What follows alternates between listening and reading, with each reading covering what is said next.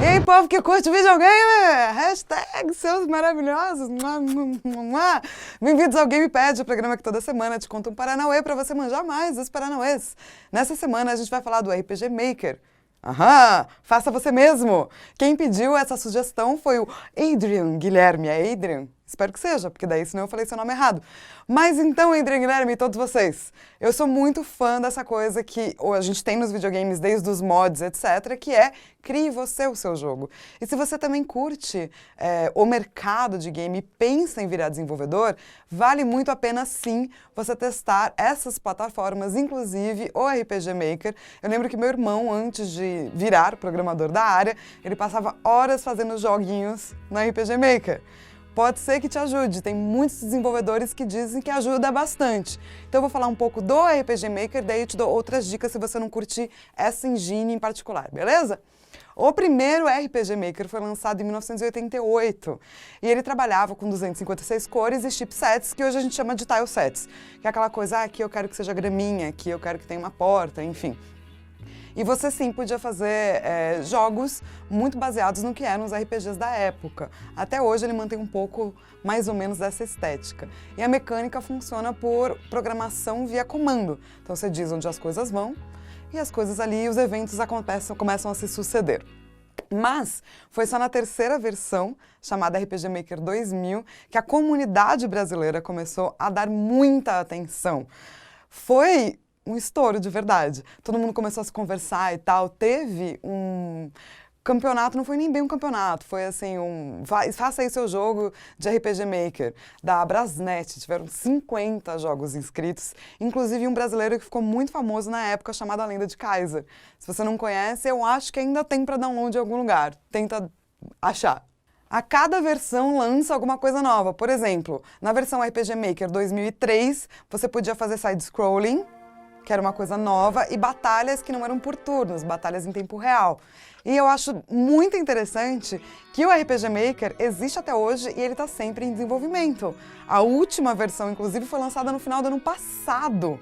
Então já tem gente fazendo coisas com o novo. Mesmo porque, obviamente, agora tem concorrentes que têm outros tipos de possibilidades.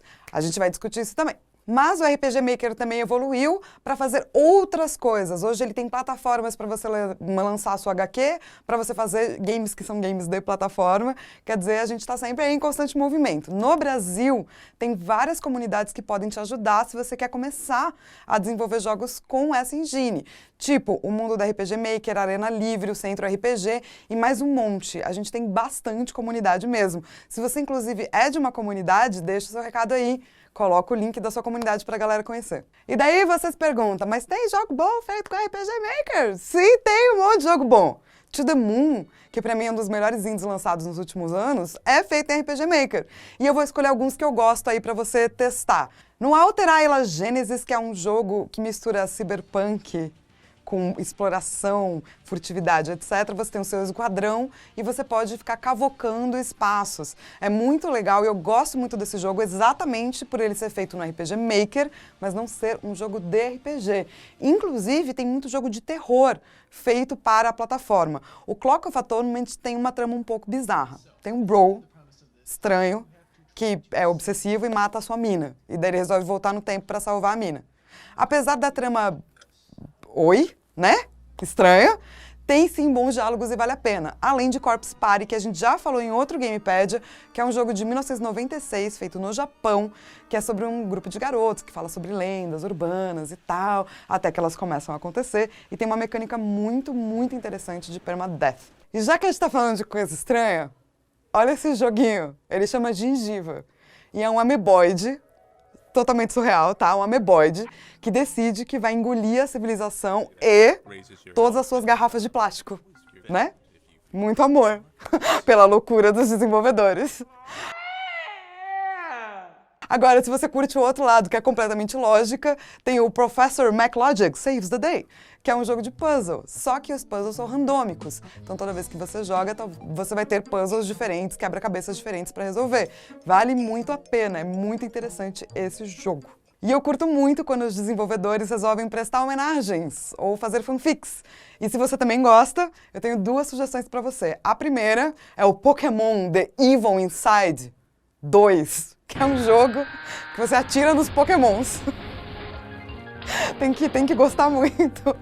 E o segundo é o jogo de um brasileiro chamado Jon Snow Além da Muralha, onde ele vai contar coisas que aconteceram depois da muralha. E ele prometeu que vai ter o 2º capítulo. Online disponível, só tem o primeiro, que é legal e você deveria jogar, mas ele já prometeu o 2º. Agora, se você quer outras ferramentas, eu vou te dizer algumas. Tem uma ferramenta que é muito legal, porque ela é considerada muito parruda em termos de programação, chamada Game Maker, mas ela é um pouco cara. Para você ter tudo, inclusive já as licenças de PlayStation e Xbox, custa mais ou menos $2.000. Não, dólares. Ups, $1 milhão. $2.000, igual $1 milhão. Mais ou menos essa é a conversão de hoje. E tem um jogo lindo, maravilhoso, chamado Undertale, que foi feito nela. Eu também gosto do Construct 2, que ela é bem simples, então se você não está acostumado a desenvolver, é bacana, mas o que eu te recomendo é fazer jogos pequenos, porque quando você faz jogos muito grandes, ela tem problemas com taxa de performance e tal. Então é bom para quem está começando, né? Baixa e faz um jogo pequenininho. Você jogou aquele joguinho de terror maldito chamado Five Nights at Freddy's? Ele foi feito nessa engine, Click Team Fusion, que também é muito bacana e você poderia testar. E por fim, tem essa plataforma chamada Spark Game Engine, que ainda está em beta, quer dizer, ainda não está pronta, mas você já pode testar, que parece muito interessante, que vai dar suporte a, por exemplo, 3D, um bom suporte, e também para você fazer jogos que tem multiplayer. Entra lá no site, baixa a sua key beta, dá uma testada. A minha dica da semana para você é jogue Undertale. Ame Undertale. Viva Undertale. Respire Undertale. É um desses jogos que você não pode falar muito, porque senão você estraga como ele funciona. Mas o que eu quero já colocar é, ele tem escolhas, são escolhas morais e são interessantes. Ele tem uma história divertida, apesar das escolhas morais. Quer dizer, você não vai ficar o tempo todo, não. Você vai rir a maior parte do tempo. Ele tem um dos melhores sistemas de combate que eu já vi em RPG por turno. Experimenta, foi feito por um cara só no Game Maker. Vamos prestigiar a galera que consegue fazer jogo sozinho, porque eu acho isso maravilhoso, tá? Semana que vem eu volto com mais um Gamepédia. Você pode pedir o seu tema, assim como fez o Adrian Guilherme, aqui no IGN, brasil@ign.com, e eu faço pra você. Até semana que vem. Beijo!